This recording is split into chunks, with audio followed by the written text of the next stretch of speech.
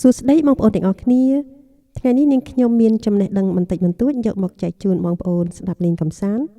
ចាចំណេះដឹងនោះគឺស្ដីអំពីតើគួរធ្វើដូចម្ដេចទើបជីវិតយើងទាំងអស់គ្នាមានន័យចាថ្ងៃនេះនាងខ្ញុំបានដកស្រង់អត្ថបទមួយចេញពីបណ្ដាញសង្គមដែលស្ដីអំពីសុខភាពនិងជីវិតចាមាន5ចំណុចតើចំណុចអ្វីខ្លះទៅសូមបងប្អូនរីករាយស្ដាប់កម្សាន្តដូចតទៅចំណុចទី1នៅពេលអាយុយើងកាន់តែកើនសុខភាពរបស់យើងក៏កាន់តែថយចុះដូច្នេះមុននឹងបរិភោគអាហារបងប្អូនត្រូវតែប្រយ័ត្នបន្តិចណាឥឡូវអាហារច្រើនណាស់ដែលសម្បូរទៅដោយជាតិគីមីតែសួរថាតើវាប៉ះពាល់ដល់សុខភាពរបស់យើងភ្លាមៗទេចម្លើយថាទេតែវានឹងអាចប៉ះពាល់ដល់សុខភាពរបស់យើងនៅពេលក្រោយទម្រាំតែយើងដឹងថា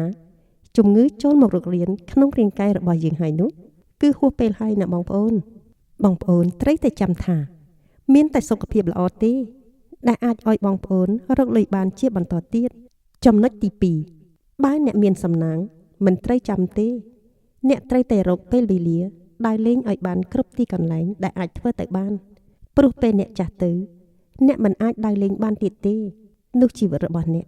នឹងคล้ายជាជីវិតគ្មានន័យចំណុចទី3អ្នកត្រូវតែចេះរក្សាស្នេហារបស់អ្នកឲ្យបានល្អគង់វង្សព្រោះបើវារបូតទៅអ្នកមិនអាចចាប់យកមកវិញបានទេនោះជីវិតរបស់អ្នកនឹងបាត់បង់ភាពស្រស់ស្រាយនិងបាត់បង់ភាពស្រស់ស្អាតដែលអ្នកធ្លាប់មានពីមុនមកជាមិនខានឡើយចំណុចទី4បើអ្នកមានរឿងអ្វីដែលមិនអាចដោះស្រាយបានអ្នកមិនត្រូវលាក់ទុកក្នុងខ្លួនបៀមទុកតែម្នាក់ឯងនោះទេត្រូវតែនិយាយចេញមកដើម្បីដោះស្រាយបើអ្នកទុកយូរគឺមិនល្អសម្រាប់សុខភាពរបស់អ្នកឡើយនោះអ្នកនឹងរស់នៅក្នុងភាពទុក្ខសោកអស់មួយជីវិតរបស់អ្នកមិនខានចំណុចទី5អ្នកមិនត្រូវចង់គំនុំជាមួយបងប្អូនឬក៏អ្នកដទៃទេត្រូវតែចេះអត់ឱនឲ្យគ្នាទៅវិញទៅមកទើបបានល្អមានតែការចេះអត់ឱនឲ្យគ្នាទេទើបជីវិតរបស់អ្នកមានន័យហើយអ្នកអាចរស់នៅបានយ៉ាងសុខសប្បាយរីករាយទៀតផងទាំង5ចំណុចនេះគឺសមល្មមដែលយើងអាចទទួលយកបានបើយើងទាំងអស់គ្នាចង់ឲ្យជីវិតមានន័យចា៎មែនហើយបងប្អូនជីវិតយើងគ្រប់គ្នាមិនថាឡើយអ្នកមានឬអ្នកក្រទេគឺពិតជាថ្លៃខ្លាំងណាស់ហើយក៏មានន័យទៀតផងយើងមិនត្រូវបណ្ដោយឲ្យពេលវេលាកន្លងហួសទៅដោយឥតប្រយោជន៍ឡើយអាយុកាន់តែច្រើនទៅត្រូវតែធ្វើចិត្តឲ្យសប្បាយរីករាយហើយពេញចិត្តនៅអ្វីដែលខ្លួនមានទើបសុខភាពផ្លូវកាយនិងផ្លូវចិត្តទទួលបាននូវភាពសុខដុមពេលវេលាកន្លងផុតទៅលឿនខ្លាំងណាស់អាយុកាន់តែកើនពីមួយថ្ងៃទៅមួយថ្ងៃឯសុខភាពវិញ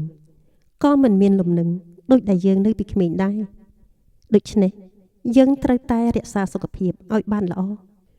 បន្តជីវិតក្នុងលោកីយ៍នេះទៅមុខទៀតឈប់គិតពីរឿងឥតប្រយោជន៍បើចង់រស់នៅឲ្យបានយូរមុននឹងយើងលាចាកលោកនេះទៅណាបងប្អូន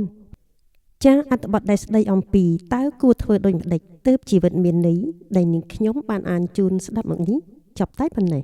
យើងនឹងជួបគ្នានៅវីដេអូក្រោយទៀតសូមអរគុណ